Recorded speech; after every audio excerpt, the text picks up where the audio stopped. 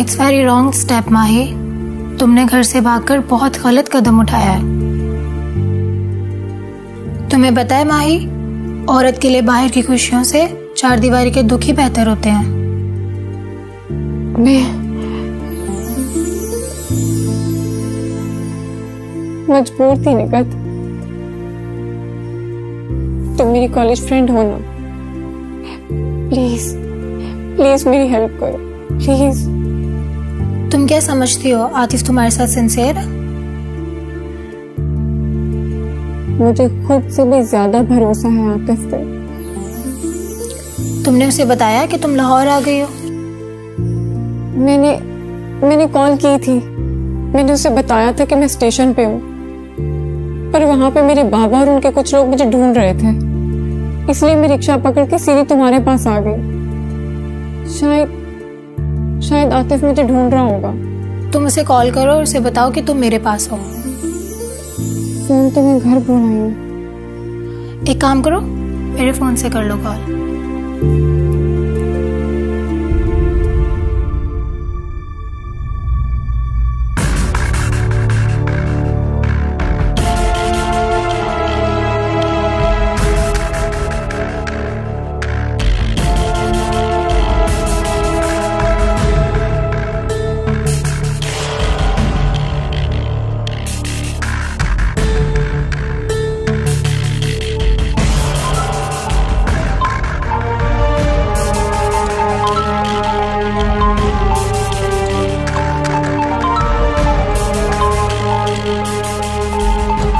अगर माही की कॉल हुई तो पूछ उससे वो स्टेशन पर किस जगह है। हेलो हेलो आतिफ मैं स्टेशन पे नहीं हूँ। तुम वहां मत आना। मेरे बाबा के लोग मुझे वहां ढूंढ रहे थे, इसलिए मैं वहां नहीं रुकी हूँ।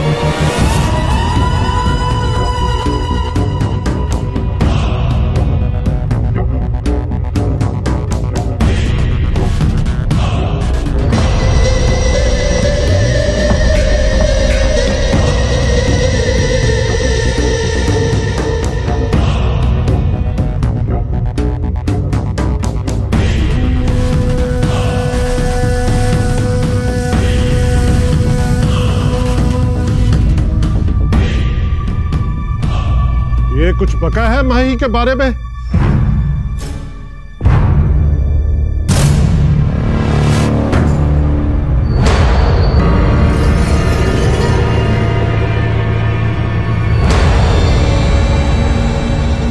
माही, माही क्या हुआ? क्या कहा है आतिफ ने?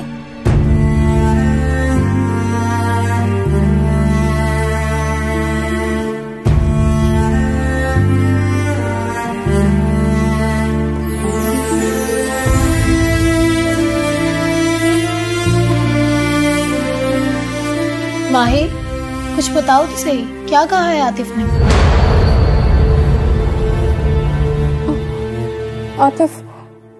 आतिफ के फोन में मैंने अपने बाबा की आवाज सुनी है। Oh no. हाँ जरूर मेरे बाबा या मेरे कजन बाबरी ने आतिफ को अगवा कर लिया। निकत वो उसे मार डालेंगे, वो आतिफ को मार डालेंगे। प्लीज कुछ करो। रोने से कुछ नहीं होगा माही, हमें इस वक्त आतिफ की हेल्प करनी चाहिए। तुम बैठो, मैं उसके बाबा को इन्फॉर्म करती हूँ।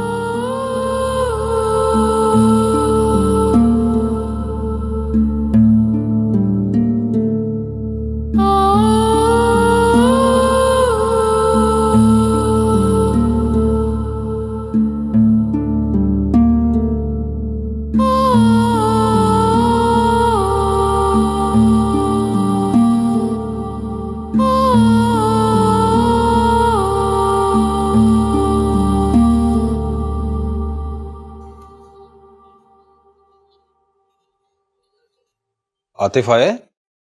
नहीं साहब जी, छोटे साहब तो रात से ही वापस नहीं लौटे।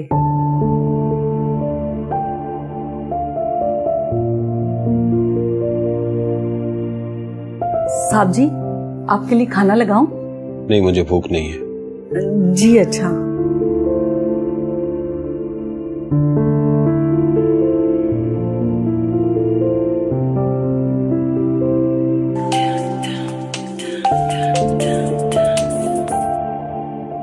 हेलो, मुझे आतिफ के बाबा से बात करनी है। आतिफ मेरा ही बेटा है। तुम कौन? मैं आतिफ की दोस्त बात कर रही हूँ। वो बात ये है कि आपके बेटे को किडनैप कर लिया गया है। किडनैप? जी अंकल, मैंने आतिफ की हेल्प के लिए आपको कॉल की है।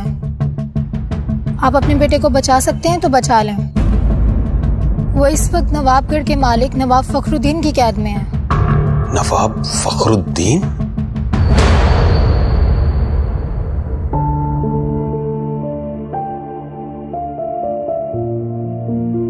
अस्सलाम वालेकुम। कैसी हो रिफत? वालेकुम अस्सलाम। ठीक है, सब ठीक है। तुम कैसी हो? बहुत खुश। बेटे की शादी के दिन करीब आ रहे हैं ना? शादी? हाँ, कल ही तो आ रहे हैं शादी के दिन रखने के लिए। ज्यादा दिन नहीं रखूंगी, 1-2 हफ्ते का टाइम दूंगी। मैं बहुत जल्द अपने बेटे के सर पर सेहरा देखना चाहती हूँ। हाँ हाँ, ये तो हर माँ की ख्वाहिश होती ही है। ये बताओ, मेरी बहू कैसी है? किधर है वो? बात करवाओ, बड़े दिनों से उससे बात नहीं हुई। वो शहर है, उसके इम्तिहान होने वाले हैं ना, इम्तिहानों के बाद ही आएगी। उससे बोलो जितना पढ़ना था पढ़ लिया उसने, अब घर गृहस्थी के बारे में सोचना शुरू करे। और हमने कौन सा उससे स्कूल टीचर लगवाना है? बस उसकी ख्वाहिश थी, उसके बाबा भी मान गए। आपको बस हम बताने ही वाले थे कि शादी की तारीख कल नहीं बल्कि फिर कभी मुकर्रर कर लेंगे। फिर कभी? हाँ, उसके इम्तिहान मुकम्मल होने के बाद। अब इम्तिहान का इंतजार कौन करे? हमने तो शादी की तैयारियां भी मुकम्मल कर ली हैं। पूरे गांव की औरतें ढोलकी बजाने आती हैं। अब इम्तिहान का बोल रही हो? कुछ ज्यादा वक्त तो नहीं मांग रहे हम, बस 1-2 हफ्ते की बात है। ठीक है, मैं चंदू के बाबा से बात करूंगी।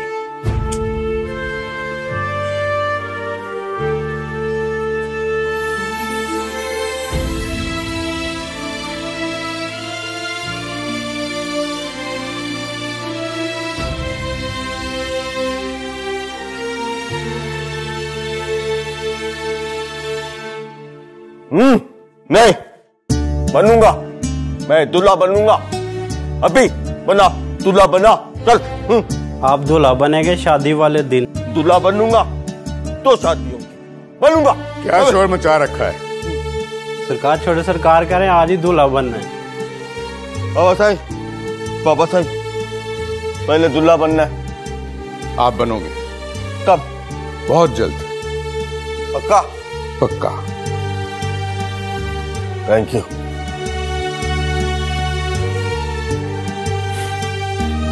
इतनी जल्दी भी नहीं, जितनी जल्दी आप समझ रहे हैं। क्या मतलब है तुम्हारा सईदा बेगम? फखरुद्दीन की बीवी से बात हुई है मेरी। वो शादी की तारीख कल नहीं, 1-2 हफ्ते के बाद दे रही है। वो क्यों? उसकी बेटी के इम्तिहान चल रहे हैं। मुझे लग रहा है इस रिश्ते से मुकर जाने के बहाने ढूंढ रही है वो। अगर तुम्हारे घर वालों को हमने नहीं मुकरने दिया तो चंदू के ससुराल वालों को कैसे मुकरने देंगे? बस तुम अपने लाडले को भी कुछ तमीज सिखाओ और बच्चों वाली हरकतें बदलने की कोशिश करो। उसकी हरकतें देख देख कर लोग फखरुद्दीन को बताते हैं, तभी तो बार बार इनकार किया जाता है। बरादरी वाले बीच में ना आते तो वो कभी राजी ना होता। अगर वो राजी हुआ है तो उसने एहसान नहीं किया हम पर। बरसों पहले जो वादा किया है वो निभाकर अपनी इज्जत बढ़ाई है। मेरे चंदू में बुराई भी क्या है?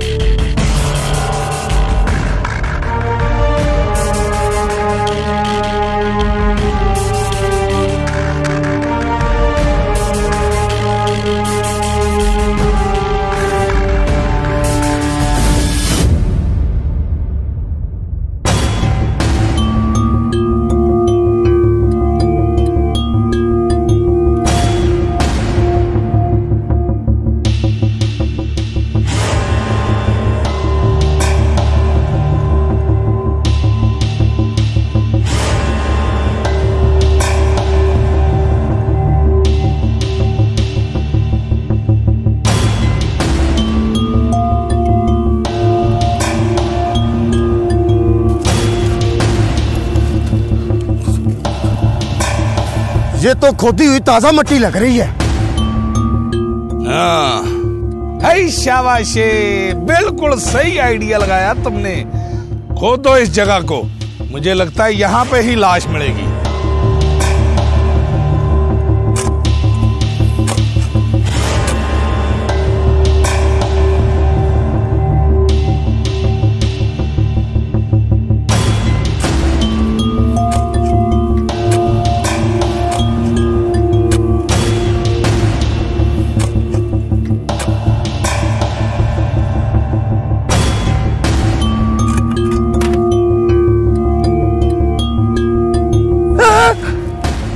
साहब जी, ओ ये तो लाश है।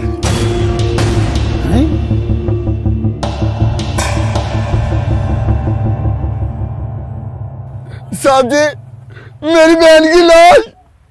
साहब जी, उसने मार डाला मेरी बहन को। साहब जी, उसने मेरी बेगुनाह बहन को मार डाला। मास्टर जी, जुल्म किया उसने, जुल्म किया मास्टर जी, उसने जुल्म किया। हाँ जी मास्टर साहब, अब बताओ कहाँ गई तुम्हारी सफाइयाँ और गवाहियाँ? और जिसको तुम कहते थे बहुत शरीफ आदमी है, वही अपनी बीवी का कातिल निकला। ओए, इस लाश को ले चलो पोस्टमार्टम के लिए। और रह गई बात कातिल की, उसको तो मैं पकड़ ही लूंगा। जहां छुपना बेटे छुप ले, तू खुद मुझे कहेगा ऐ शाबाशी, पकड़ ही लिया ना।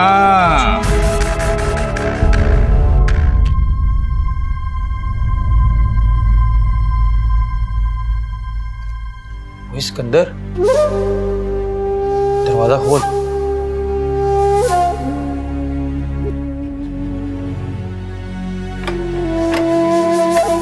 सिकंदर, जालिमा, तूने अपनी बीवी को मार दिया? नहीं नहीं, झूठ ना बोल। तूने अपनी बीवी की लाश जिस जगह बॉडी में बंद करके दफन की थी ना, पुलिस वालों ने वो लाश वहां से निकाल ली है। ये तुमने ठीक नहीं किया सिकंदर। अब तू पुलिस के हाथों नहीं बच सकता। जितनी जल्दी हो सकता है यहां से भाग जा। वो सोच क्या रहा है, यहां से निकलने वाली बात कर।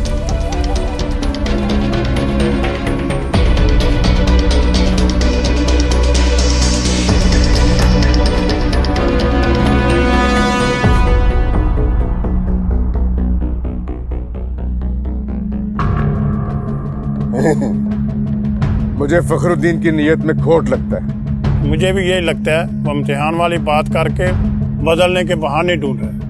मुझे नहीं लगता फखरुद्दीन अपनी बात से फिरेगा। अगर फिरा तो बरादरी उसका बाइकाट कर देगी। बरादरी वाले उसका बाइकाट करें या ना करें, मेरे लिए अहम नहीं है ये। मेरे लिए अहम ये है कि वो अपनी बेटी का ब्याह मेरे चंदू के साथ करे, और ये उसे करना पड़ेगा। इसलिए वो जो इम्तिहान के बहाने मांग रहा है ना, मैं उसको 1-2 हफ्ते का टाइम दे दूं। बाबा सही, टेंशन मत ले, कोई बात नहीं। शादी तो होनी है ना, अभी ना सही तो बाद में सही, है ना? है ना? हाथ में के कोई बात नहीं, शादी तो होगी ना चंदू की, अभी नहीं तो बाद में सही, क्या फर्क पड़ता है। मेरी शादी होगी। मेरा भी यही ख्याल है कि उसको 1-2 हफ्ते का टाइम दे दूं।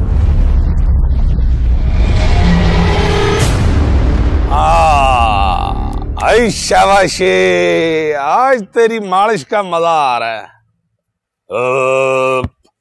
रोटी हजम हो गई है भाई। आज पल्ले से खाई है ना? अच्छा बा।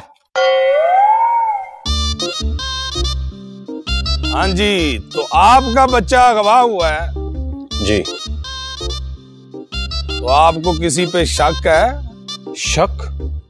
मुझे पूरा यकीन है कि मेरे बेटे को नवाब फखरुद्दीन ने किडनैप करवाया है। और कोई अकल में आने वाली बात कर। फखरुद्दीन आदमी ऐसा नहीं है, ना खुद मुसीबत में पड़ ना हमें डाल। वैसे तू आया किधर से है? लाहौर से। हाय शाबाश लाहौर से आए हैं और फखरुद्दीन नवाब साहब 250 मील दूर जाके इनके बेटे को अगवा करके ले आए।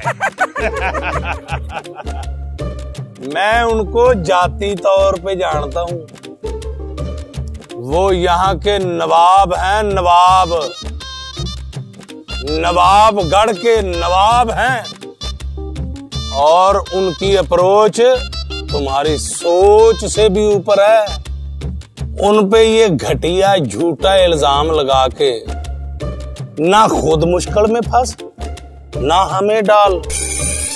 चुप करके केस बट के निकल जा, चला जा। फखरुद्दीन की अप्रोच से डरकर तुम अपने फराइज से गफलत और अपनी इस वर्दी से बेईमानी कर रहे हो, जो तुम्हारे लिए ठीक नहीं है। अगर मेरे बेटे को कुछ हुआ तो फखरुद्दीन से पहले उसकी तमाम तर जिम्मेदारी तुम पर होगी। ऐ शाबाश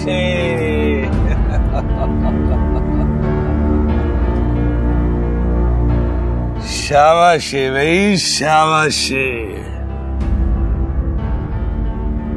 ऐ शाबाश।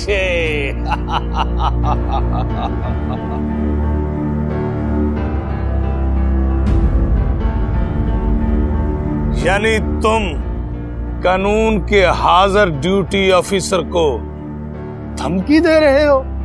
मैंने तुम्हें हाजिर ड्यूटी अफसर समझकर अपना मुद्दा बयान कर दिया था, लेकिन यह जानकर कि तुम कानून से ज्यादा नवाबों के नौकर हो, मैं अपना तारुफ करवाने पर मजबूर हूं। यह कार्ड मेरा तारुफ है।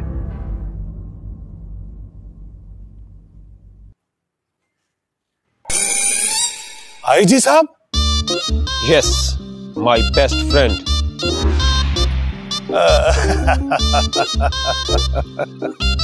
और शराब तो गुस्सा ही कर गए हैं। आप तो हमारे मेहमान है जनाब। बैठो बैठो बैठो। ओए बिल्लू। जी साहब जी।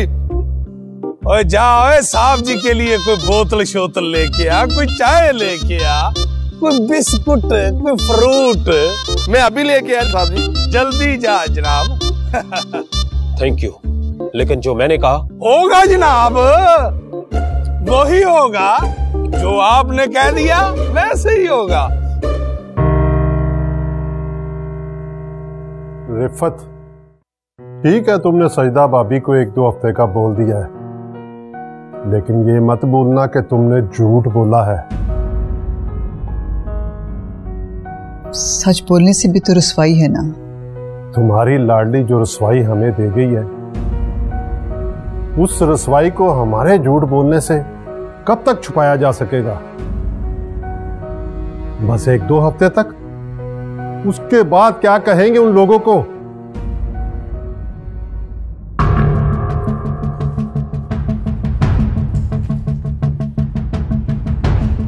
आप तशरीफ रखिए और मैं सरकार को बुला के लाता हूं। जी ठीक है।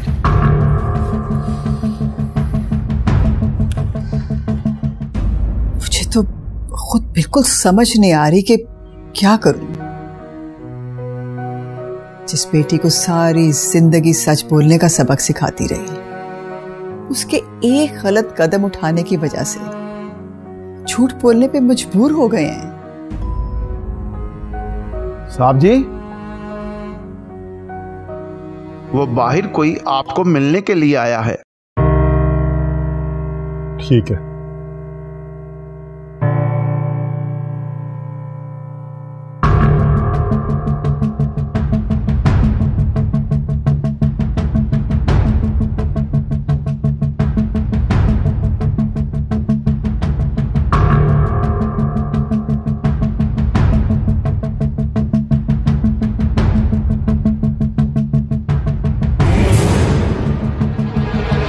ये बात करो। कौन है ये? एसपी साहब। जी अस्सलाम वालेकुम। जी एसपी साहब। बस सलाम करने के लिए फोन किया था। इनका एक छोटा सा काम है। कौन है ये? सेठ वकार अहमद साहब, लाहौर से आए हैं।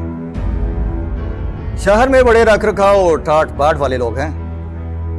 हाजी साहब के बेस्ट फ्रेंड हैं। ओके।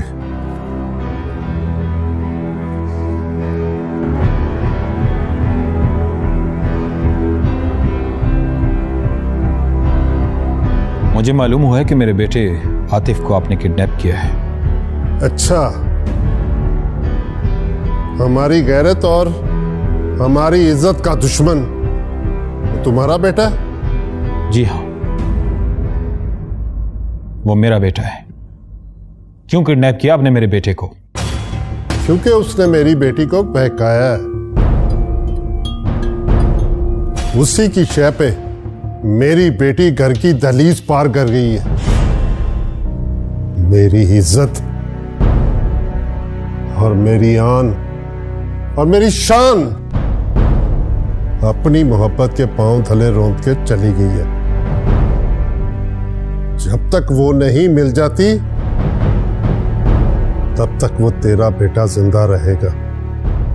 देखें फखरुद्दीन साहब, आपको आपकी बेटी वापस मिल जाएगी। आप मुझे मेरा बेटा वापस लौटा दीजिए। तुम अपने बेटे के बदले हमारी बेटी तो लुटा सकते हो, लेकिन बेटी के जाने से टूटने वाला एक बाप का मान नहीं जोड़ सकते।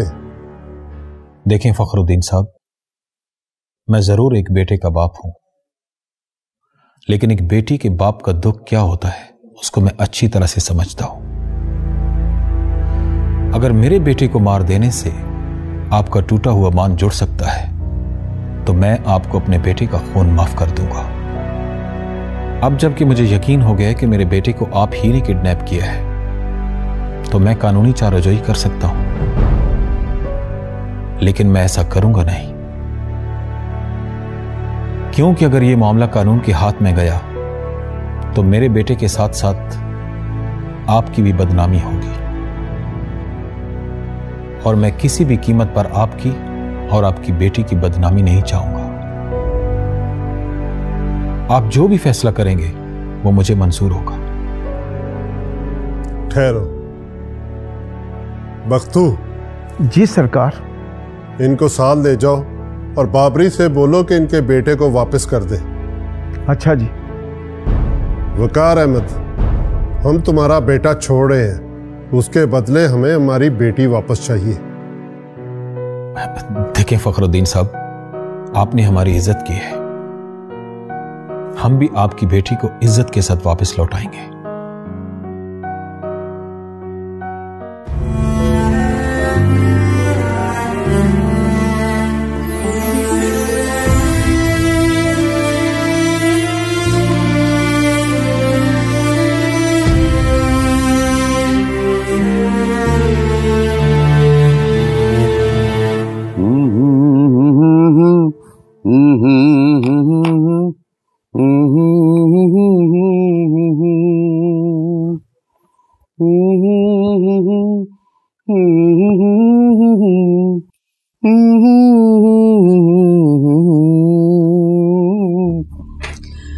लगता है फिर शहर जाने की तैयारी है। समझदार हो, आखिर नवाब खुशबख्त की बीवी हो।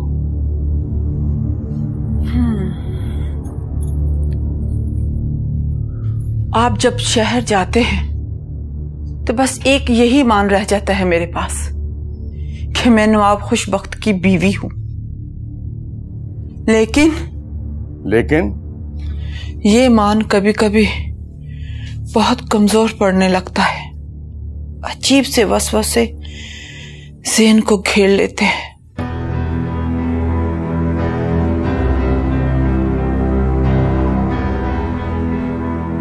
ये वसवसे हर बीवी के जहन में आते रहते हैं, और अगर मेरे बस में होता तो औरत का दूसरा नाम वहम रख देता।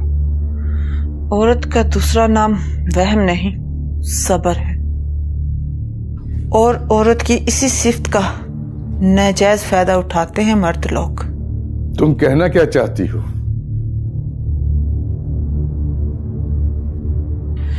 कुछ नहीं, वापस कब आएंगे? तुम जानती हो कि मैं शहर में 1-2 रातों से ज्यादा नहीं ठहरता।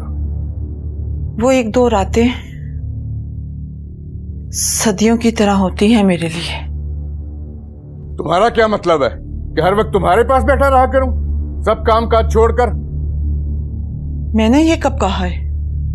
तो फिर मैं जो करता हूं, जहां जाता हूं, अपनी मर्जी से करता हूं, और हमारे खानदान में कोई औरत मर्द की मर्जी पर मुसल्लत नहीं हो सकती। सवाल बीवी बनकर शोहर से करती हूं और जवाब देते हैं एक रियासत के नवाब बनकर।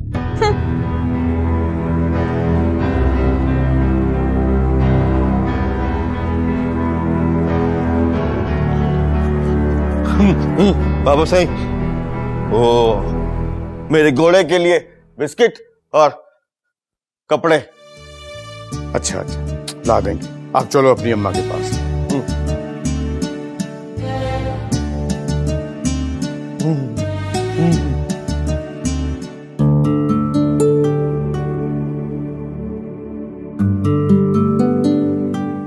सलमा, ओ सलमा। हाँ अम्मा। अम्मा की मारी दिन ढलने को है, मेरी सब्जी काटने तक आटा गूंद के रख दे। अच्छा अम्मा। जल्दी कर। एक तो इस कलमुहे सब्जी वाले ने ना सारे आलू ही खराब दिए हैं। कल आए, मैं इसकी अच्छे से खबर लेती हूँ। पैसे लेता है गोश्त के और देता है सब्जी गली सड़ी। पर वो बेचारा भी क्या करे, महंगाई इतनी हो गई है। परात से आटा उछला है, लगता है कोई मेहमान आने वाला है।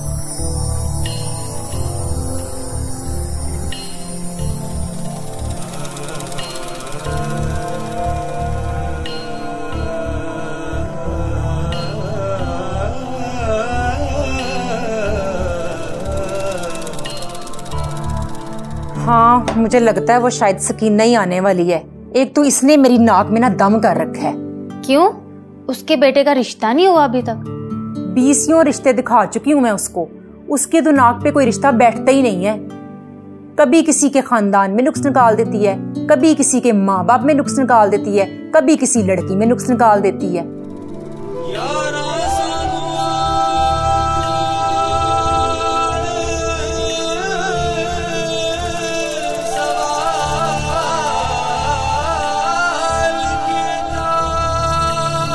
कल को जब अपनी बेटी का रिश्ता करेगी ना, तो फिर उसकी अकल ठिकाने आएगी।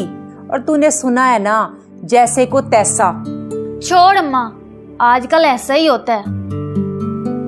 अब की बार है तो उसको बोल देना, उसके बेटे के मयार के मुताबिक तेरे पास कोई रिश्ता नहीं है। दिल तो मेरा भी यही चाहता है, फिर सोचती हूँ कि कहीं हो ही जाए तो अच्छा है। 4 पैसे ही आएंगे ना, जो तेरे हाथ पीले करने के काम आएंगे।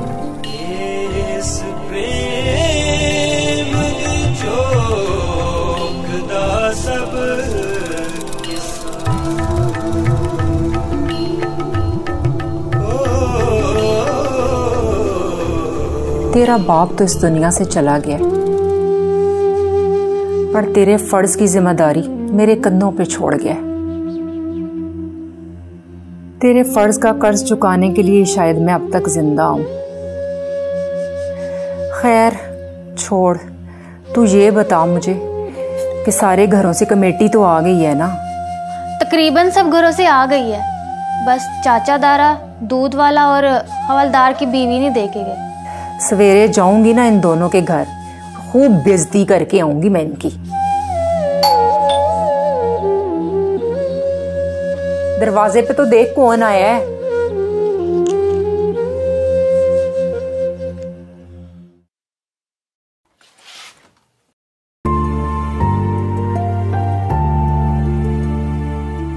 सिकंदर, तू?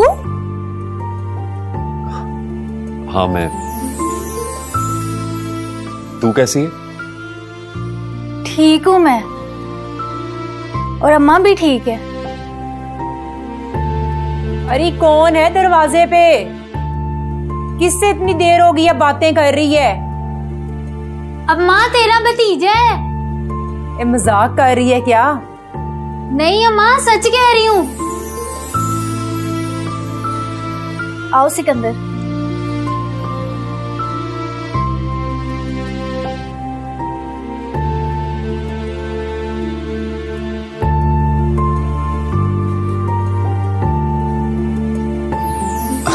अस्सलाम वालेकुम फुप्पो। वालेकुम अस्सलाम। शुक्र है तेरा दिल भी चाहा अपनी फुप्पो से मिलने को। कहाँ रहा है तू इतने साल?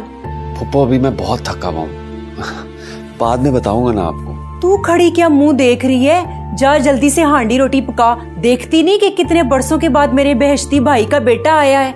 जा और चल पुत्र, तू थोड़ा सा ना फ्रेश हो जा, फिर खाना शाना खा के ना दोनों खूब दुख सुख करेंगे। चल आजा अंदर मेरा पुत्र।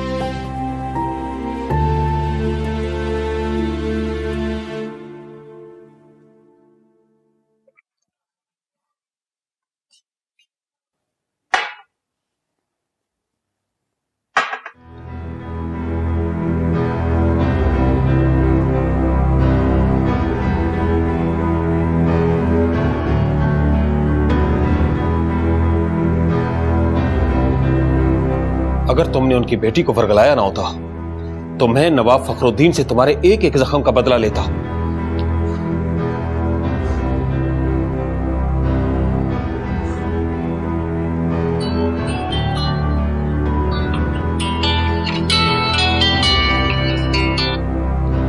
हेलो, आप आतिफ के पापा हैं ना? जी जी, आप कौन? माही। माही? मैंने ये पूछने के लिए फोन किया है कि आतिफ बिल्कुल ठीक है। ये लो बात करो। हेलो माही। आतिफ तुम ठीक हो ना? हाँ माही मैं ठीक हूँ। मेरे डैड मुझे तुम्हारे घर वालों के चुंगल से छुड़ा कर ले आए हैं। मगर माही तुम इस वक्त कहां पर हो?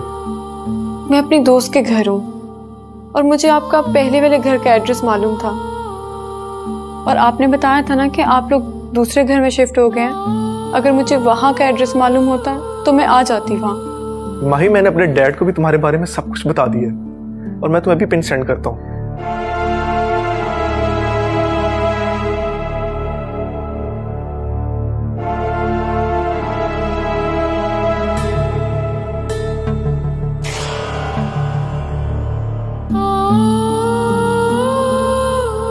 मेरी फ्लाइट का टाइम हो रहा है, आओ मैं तुम्हें छोड़ आती हूँ। नहीं, तुमने मेरे लिए पहले ही बहुत कुछ किया है और मैं तुम्हारी हमेशा एहसानमंद रहूंगी।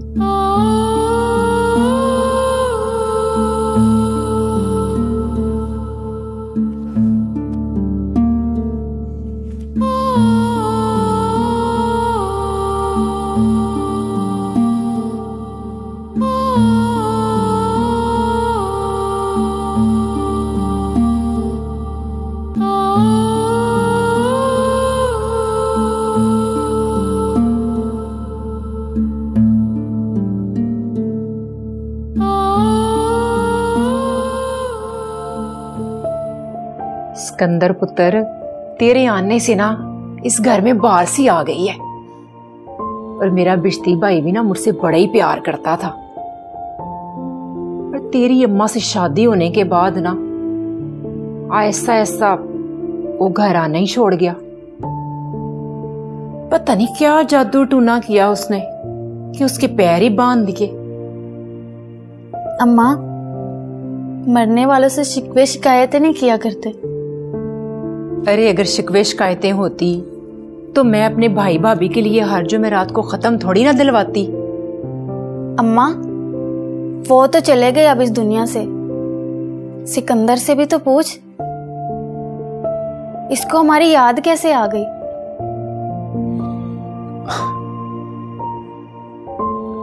बस वो फुप्पो रेलवे की नौकरी में ऐसा उलझा कि आप लोगों के पास आने की फुर्सत ही नहीं मिली। अब क्या छुट्टी लेके आया है?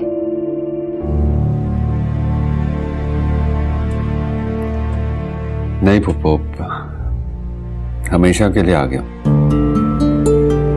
यही कोई छोटी मोटी नौकरी ढूंढ लूं। सुना था तुमने शादी कर ली। वो शादी नहीं, बर्बादी साबित हुई थी मेरे लिए।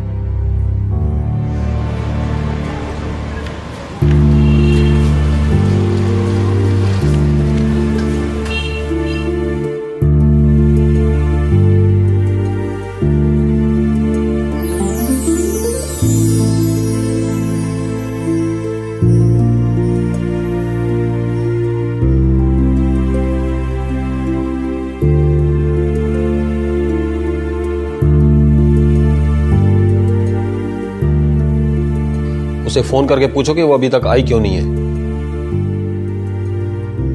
अभी कुछ देर पहले बात हुई है डैड, बोल रही थी कि मैं रास्ते में हूं।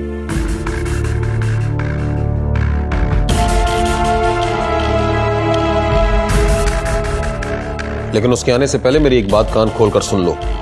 तुम्हारी रिहाई के बदले मैंने नवाब फखरुद्दीन से वादा किया है कि मैं उसकी बेटी को बाइज्जत तरीके से उसके हवाले करूंगा।